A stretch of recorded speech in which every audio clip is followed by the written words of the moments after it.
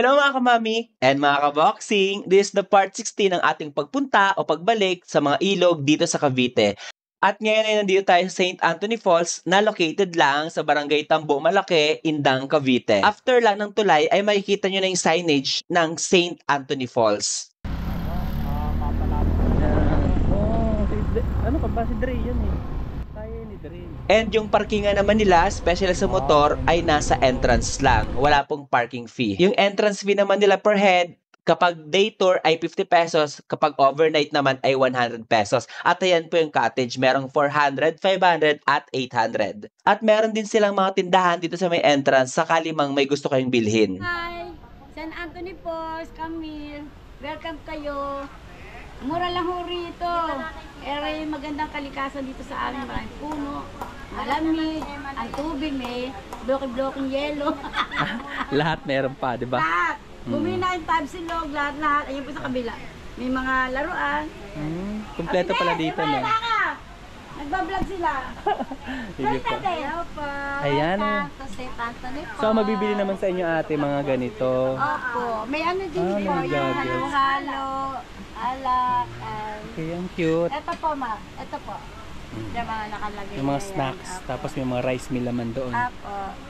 So nakausap natin sila nanay at ayun na nga, alam nyo na, may bilihan po dito. So kaya ako po pala naisipang mag-vlog dito sa ilog kahit may entrance kasi hindi na po tulad last year ang content natin na libreng ilog sa Cavite. Ang content po natin ngayon ay mga ilog sa Cavite. At marami rin po kasi sa inyo nagtatanong kung may alam ba akong ilog na may cottage kahit may entrance, okay lang basta malinis at madaling puntahan. Alam nyo naman po yung mga ilog na pinupuntahan natin ay walang mga entrance kaya medyo mahirap ang daan at hindi simentado. Pero malinis naman yung mga libreng ilog na pinupuntahan natin. Wala lang kasing tagabantay at walang disiplina yung ibang tao. Iniiwan na lang sa gilid yung mga kalat nila. Anyway, hindi na kami nag-cottage kasi dalawa lang naman kami at hindi na kami magtatagal dito.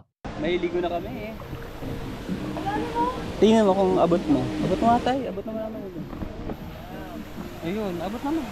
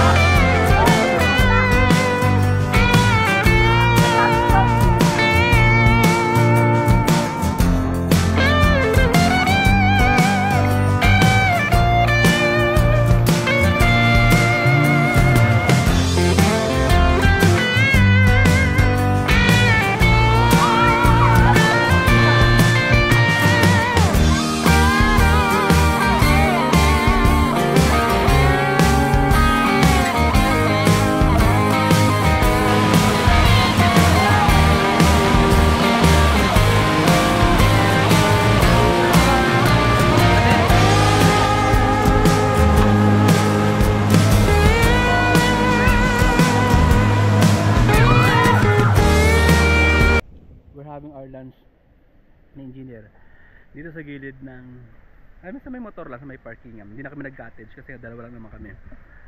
Ang ulam namin ay chicken pastil. Let's eat mga kamami and mga kaboxing. And that's it mga kamami and mga kaboxing. Sana inadagdagan namin yung listahan nyo ng mga ilog na pupuntahan nyo ngayong summer. At kung may mga alam pa po kayong ilog dito sa Cavite na sa tingin nyo ay hindi pa namin napupuntahan, paki-comment na lang po dyan sa baba. And kung gusto nyo malaman ng mga ilog dito sa Cavite, follow and subscribe to our channel. YouTube po is Donito Donaire. Facebook page naman ay Mami Don. Maraming salamat mga kamami at mga kaboxing. Bye!